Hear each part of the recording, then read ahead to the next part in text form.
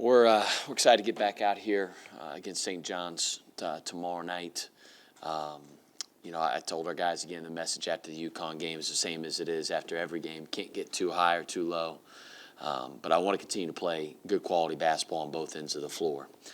St. John's going to pose a lot of different challenges. They're unique in a lot of ways. They're the second fastest team in the country in pace of play. They push it after misses, makes. They're going to press for 40 minutes. They're going to pressure the ball. They're going to try to score a lot off of their defense. We're going to anticipate that Posh Alexander's obviously playing.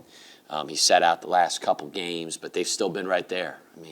I watched the UConn game. It was a 3-point game. They lost by 3. Posh is one of the more explosive, dynamic guards in our league. He's a two-way guard, man. He's terrific offensively, but defensively, he really gives them their identity. He's just he's tough on the ball. He's always reaching. He's always gambling. He turns you over. He makes you really, really, really uncomfortable on that end of the floor. Champagne, obviously one of the better scorers in our league. Seems like he's been there forever now. And he can shoot it. He can play in the mid-range. He can post you. He can drive you. He's a really, really tough cover. It's going to take all 5 guys to be able to keep him in check.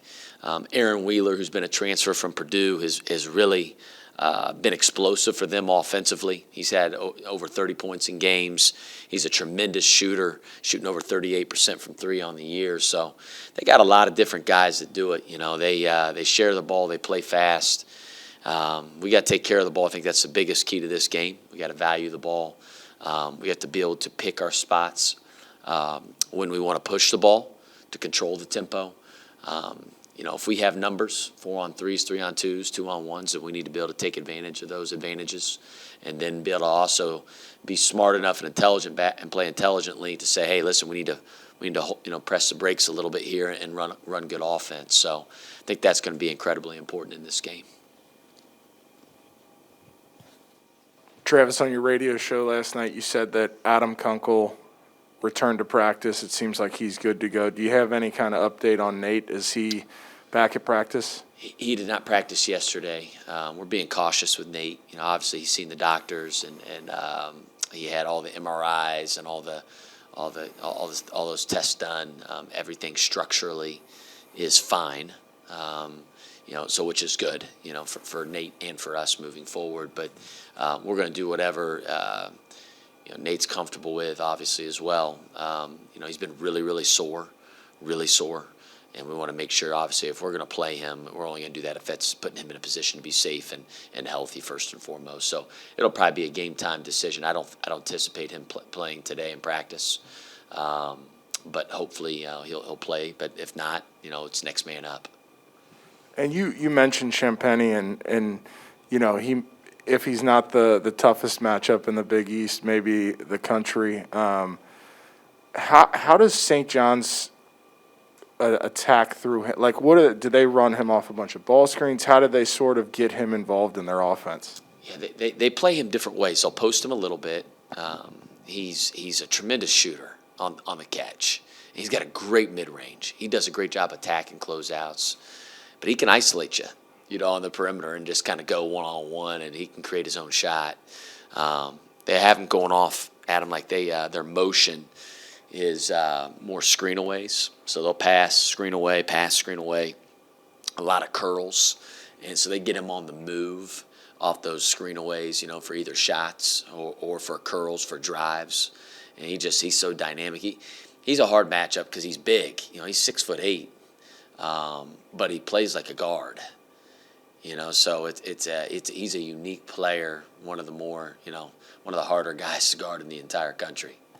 And you mentioned it's going to take all 5 guys on the floor against him, but is this a situation where it's like, hey, Colby, do your thing, that's going to be your assignment, or who do you think gives you the best chance to sort of match up with him? Yeah, I think guys like Colby. Colby's is a really good defender. He's versatile. He can guard a lot of different areas of the floor. He can guard in the post. He's physical and strong enough and big enough, but he can also guard out on the perimeter. And like I said, Champagne's always on the move. You just kind of feel like he's always kind of swirling their offense. And Colby, if he is on him when he is on him, it's not going to be just his job. because they move them off all those screenaways. Can we do a great job of having help on those screenaways? You know, for us, when you're guarding a screener in our system, you're a helper. And how can we help on all that curl protection and whatnot, I think is going to be really important to try to keep him in check. And then in terms of St. John's defense, is it sort of what we've grown accustomed to over the years? You know, they're going to pick you up full court most of the game and be really try to be really disruptive in passing lanes and deflections and all that good stuff. Yeah, you know, they're going to pick up full court on every dead ball, every made shot. They'll trap a little bit as well. I'd say they've trapped a little bit less here the last few games, and that could be because Posh has been out. But they're definitely going to try to be disruptive in what they do, and they try to create pace in that game. You know, they want it fast. You know, like I said, we have to be able to determine when to push and when not to push. Because if a team's going to press you, you got to be able to make them pay for it. You know, especially when you have numbers, right? If we're in 4-on-3, 3-on-2 situations, we got to be able to get an open layup or open three. And then when we're not, we got to, like I said, be disciplined enough to say, hey, let's run some offense here.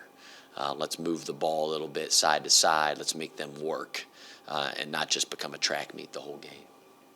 You know, we've talked to you a lot over the last couple months about inconsistency and incomplete performances. And, you know, I would imagine, and not to say that the UConn game was perfect, I'm sure that there were still things that you showed them that you want to clean up or work on. But what was it like to show them film from a game and have them see themselves doing the right things and making the right plays? It seems like it's been a while since you could show them a full game film of them executing like that. Yeah, I thought our guys were really locked in, and I thought we got the shots that we wanted. We took care of the ball for the most part. Again, UConn is disruptive as well on the defensive end, and then we controlled the glass. I thought we controlled the tempo of the game against UConn, and you know, so I think it shows more than anything we can do it, right? That we're capable of doing it. UConn's is a super talented team and very, very well coached. I got a lot of respect for them, so. To do it against them, I think that shows that, you know, guys, we can do it, right? That, you know, if we just focus on doing our jobs, executing, and just getting a great shot for Xavier, and then on the defensive end doing the same thing, making them take tough shots, contested shots, and limiting them to one shot. If we do those things, we can beat anybody in this league. You mentioned that St. John's is unique in style. Does anybody in the league have 2 6'8" guys who can shoot it, jump shoot it like Wheeler and Champagny? No. Those guys present a lot of problems. You know, obviously going into the year, you knew Champagny was obviously a tremendous player. He's an all-conference player, all-American level player. But then adding Wheeler, who I think everybody knew was a good player at Purdue. He's just got a bigger opportunity at St. John's, and he really fits their style of play, Andy. And he's really flourished. I mean, he's 6'8", he's athletic, he shoots the heck out of the ball. So they got 2 of those guys, which just makes them so hard to cover. And I've told our guys, listen, don't look at the record. They've been in every game. I mean, Providence game could have went either way, both of them. Villanova game could have went either way. You know, the UConn game could have went either way. They are really good, and I think they're really talented. Coach Anderson's doing a great job with his group, but it's going to be a hard game. The way you play, are you going to be limited in the amount of time you can put the 2 bigs on the floor, or do you want it that way to slow the tempo down? I think it's a big key to the game, Andy. It'll be interesting because, you know, Zach and Jack are 2 tremendous players, right? And, you know, on one hand you say, hey, you got to put your best players out there on the floor, and they have to match up to us, right? But then on the other hand, you know, we got to be able to match up with them. And I think who wins that advantage probably wins the game in a lot of ways. You know, Wheeler and Champagny both are perimeter-oriented guys. You know, and then they have Big Joel Soriano in the middle, right?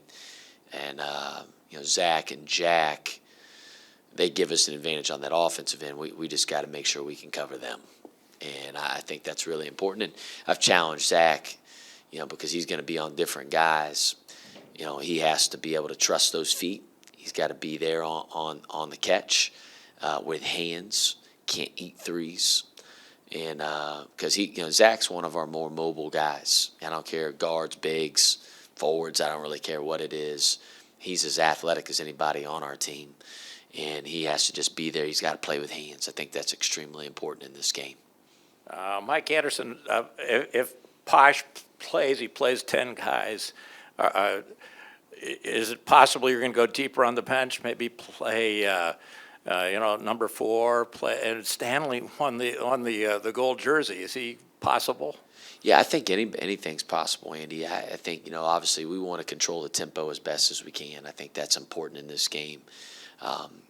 We've been a team that's been really playing kind of inside-outside basketball, and I think anytime you can play inside-out basketball, slows you down a little bit. But I do think, listen, because I don't know, and you mentioned the question before, if we can't match up with them, then we're going to have to play a little smaller. And that's going to be Jerome, Ben, guys like that, maybe even Colby some at the 4. We've done that at times this year. Haven't had to do that recently. Like against Seton Hall and UConn, it's hard to do. Right? St. John's, they're a different animal, right? It's a different beast. So different games call for different things. And nice thing about our teams, we have a lot of versatility and options. We can play a lot of different ways. Another thing you mentioned on the radio show last night, I believe you were asked about Cesar, and it sounded like, you're still trying to figure out how to maybe work him into the rotation. Where are you at in that process, and what does that look like? As you just mentioned, it's a game-to-game thing, it sounds like. Yeah, it is. Again, Cesar has earned his opportunity, right? And UConn, I wanted to get him in there in the first half. Then Sonogo got a couple fouls, and they played a little smaller. They played Whaley at the 5, and they went at the 4. I think they had Poli, and who's more of he's a shooter, right? 3-point shooter. So it is a little bit game to game. But I want to find a way to get Cesar on the floor because I do think he can change it just from a physicality standpoint. He can score. He's just another guy that he finds a way to put that ball in the hole. He's earned those minutes, man. He's gotten a heck of a lot better. Awesome. Thanks, guys.